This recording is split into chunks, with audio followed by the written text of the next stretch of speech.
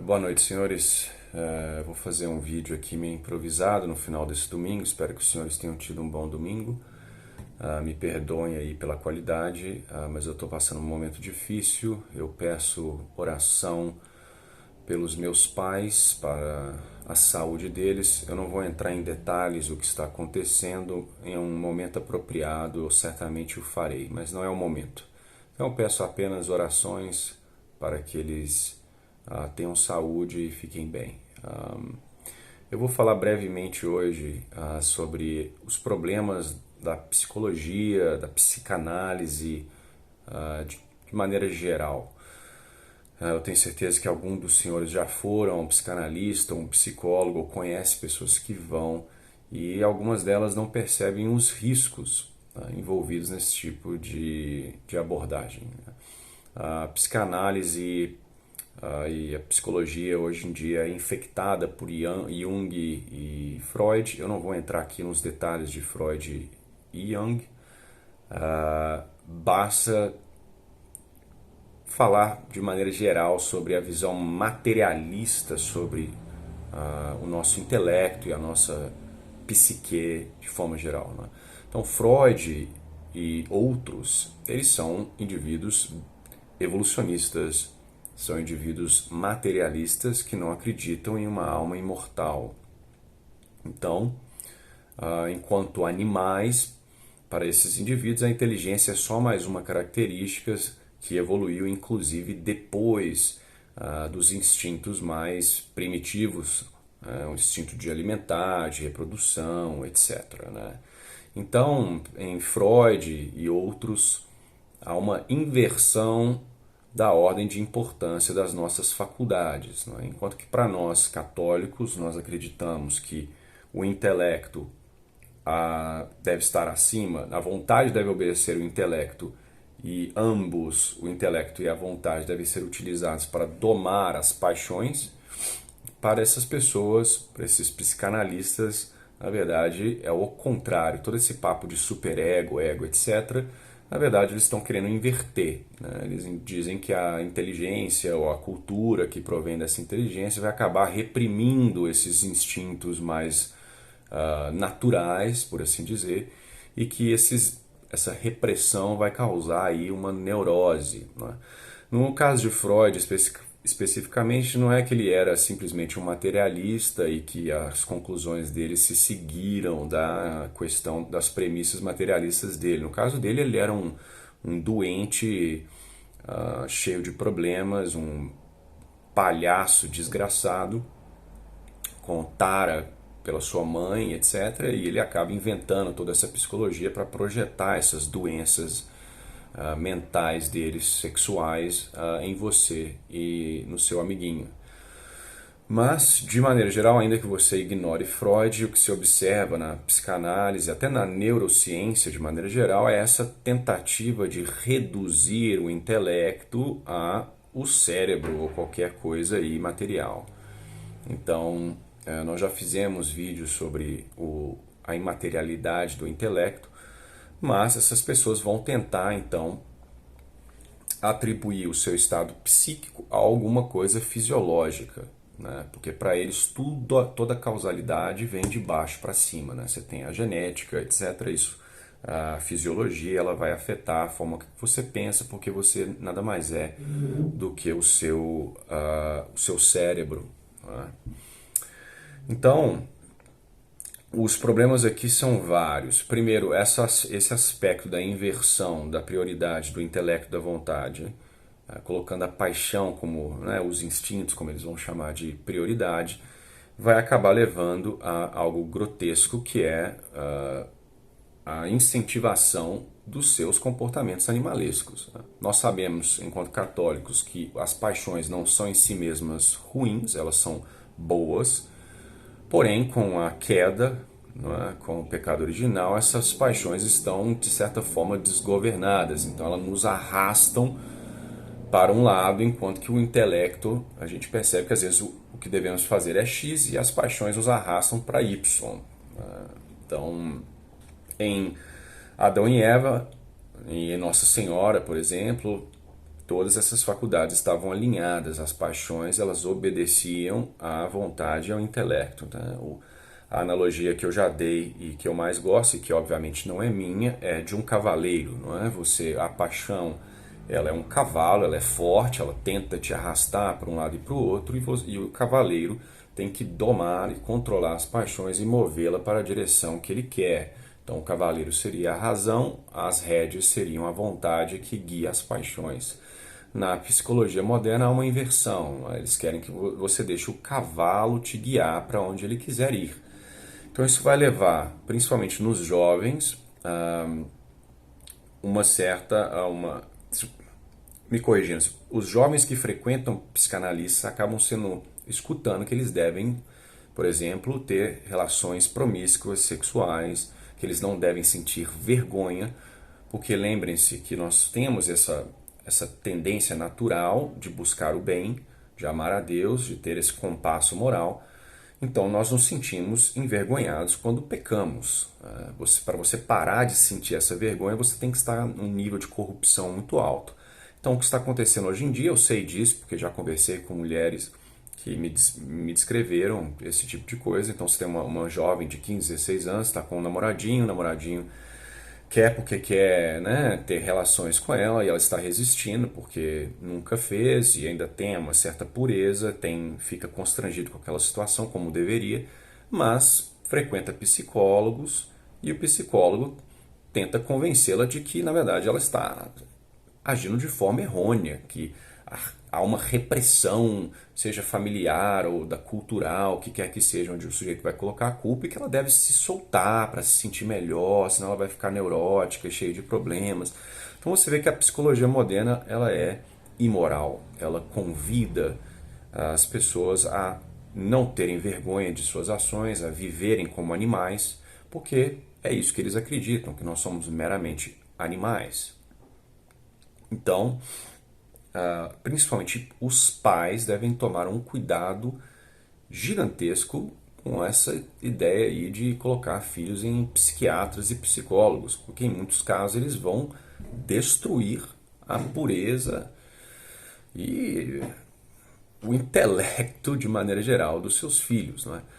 O segundo problema dessa materialização da alma, né, reduzindo o intelecto a simplesmente impulsos nervosos, é que eles vão, de maneira geral, enfiar remédio sempre que puderem nos seus filhos. Eu sei disso porque eu já tive depressão por causa do meu ateísmo, como eu já disse no vídeo da conversão e em outro vídeo. Eu já fui a psiquiatras. Fui mais à força porque eu nunca acreditei muito nessa baboseira. Mas me sugeriram que eu fosse e eu fui. Mas como a causalidade para o materialista ela é sempre de baixo para cima, seja onde ele quiser reduzir, seja gene, neurônios, o que quer que seja, ele vai atribuir seu estado psicológico a algum distúrbio na parte fisiológica. Ele não vai, geralmente falando, ele não vai aceitar que a sua psique pode afetar a fisiologia. A causalidade ela pode vir de cima para baixo. Então ele vai tacar remédios, quando em muitos casos o seu problema ele é espiritual, ele é psicológico. Se um indivíduo está em estado de pecado mortal, vivendo uma vida grotesca, ele vai ter depressão, ele vai se sentir mal. Isso não será curado com Rivotril. Não estou dizendo que em alguns casos o remédio não sejam bem-vindos. Se o indivíduo está totalmente derrotado, não está tomando banho, está pensando em se matar, é óbvio que talvez ali como um paliativo o remédio ele pode ser utilizado. O problema é você achar que isso vai ser a cura do seu problema. Então você tem pessoas aí que se entorpecem de remédio e utilizam por anos e ficam dependentes desses remédios porque o problema não foi resolvido. Então eu entendo que isso é um problema seríssimo.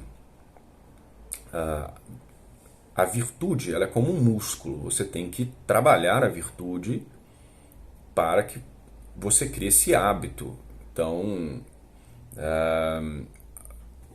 todos nós temos que trabalhar as qualidades que devemos ter, as virtudes, para que possamos então vencer essas dificuldades psicológicas. E olha, quando você, como eu disse, como existe a causalidade de cima para baixo, ao estar espiritualmente bem, você vai ficar psicologicamente bem, até o seu corpo ficará melhor. Você sabe muito bem que o indivíduo que está mal na cabeça, ele vai acabar afetando a saúde do seu corpo, ele vai aumentar o estresse, ele vai diminuir ele vai comprometer o seu sistema imune, etc, etc. Ele vai dormir mal, etc. Né? São coisas bem óbvias, mas que, de certa forma, foram distorcidas na psicologia e na psiquiatria moderna. Então, esse vídeo vai ser bem curto, mas é simplesmente um alerta para os senhores que frequentam ou conhecem pessoas queridas aos senhores que frequentam, principalmente os jovens. Porque o tanto de jovem que está escutando que ele deve seguir as paixões, deve fazer sexo com qualquer pessoa e beber e ser feliz, né, e buscar o puro prazer, é absurdo. E isso vem, como eu disse, do darwinismo e desse materialismo, né? Essa ideia de que somos animais e devemos buscar satisfazer essas paixões baixas. Então, tome muito cuidado, tome muito cuidado. A nossa alma, ela é imaterial, ela é imortal e ela é ontologicamente, apesar de sermos unos, né, não existe uma diferença de corpo e alma, nós somos Descartes, que separa a substância do intelecto da substância corpórea. Não, nós somos tomistas, acreditamos no eleomorfismo, porém a nossa capacidade intelectiva, ela é superior, né? E ela pode sim afetar a nossa saúde corporal. Não necessariamente também, porque às vezes temos uma fraqueza mesmo, por alguma razão de deficiência, alguma fraqueza, algum desbalanço fisiológico que não é realmente dependente do nosso estado psíquico. E nesse caso aí sim tem que haver uma certa intervenção com remédios ou o que quer que seja. Então primeiro deve-se fazer esse diagnóstico, qual é a causa da nossa instabilidade emocional, psíquica. Ela é um problema espiritual? É um problema verdadeiramente fisiológico? E, infelizmente, a vasta maioria dos psicólogos baniram completamente a parte espiritual aí das consultas. Então, minha sugestão, é muito difícil encontrar, mas que se os senhores estiverem precisando de apoio psicológico, que os senhores busquem algum psiquiatra ou psicólogo que seja católico. Inclusive tem alguns pouquíssimos que são tomistas. Esse seria o ideal. Outra coisa que eu sugiro é a confissão frequente, não é? Porque você tem ali, de certa forma, uma sala de psiquiatria gratuita. Não que você deva ir ao confessionário para ficar reclamando de seus problemas, não é essa a função do confessionário. Ali você está ali para dizer os seus pecados e se arrepender deles, mas muitas vezes é a cura necessária. E os exorcistas também nos dizem caso você esteja com uma obsessão demoníaca, que pode inclusive causar esses pensamentos suicidas e até um mal-estar de corpo, a confissão por si própria pode liberá-lo desse tipo de influência demoníaca. Não precisamos necessariamente de um exorcismo ou, né, uma intervenção mais severa de um padre. A própria confissão frequente, ela tende a espantar aí o demônio. Então é isso. A igreja conhece a natureza humana muito melhor do que a neurociência, a psicologia, etc. E por isso devemos sempre ter um diretor espiritual, devemos nos confessar com frequência, devemos nos colocar a nossa vida espiritual aí na direção correta. E se ainda assim nós estivermos com problemas, aí busquemos algum especialista. Porém, lembrando sempre que a vasta maioria deles é contrária ao que nós acreditamos, né? Então tenham muito cuidado, pais, com os seus filhos. Eu tentaria evitar ao máximo colocá-los em psicólogos. Muitas vezes se resolve, como eu disse, né, na igreja, mas também dentro de casa, com uma boa conversa, uma boa. Muitos pais hoje em dia estão emocionalmente distantes ou, né, não sabem ser pais, porque a família está sendo atacada tão frequentemente pelo mundo moderno que os pais hoje em dia estão perdidos. Então essa é o meu pequeno vídeo. Me desculpem por ter sido tão improvisado. Eu ficaria feliz de expandir em alguns desses temas que eu só abordei muito brevemente aqui. E desejo aos senhores um excelente domingo. Fiquem com Deus. E como eu disse, rezem pela minha família, por gentileza. Tchau, tchau.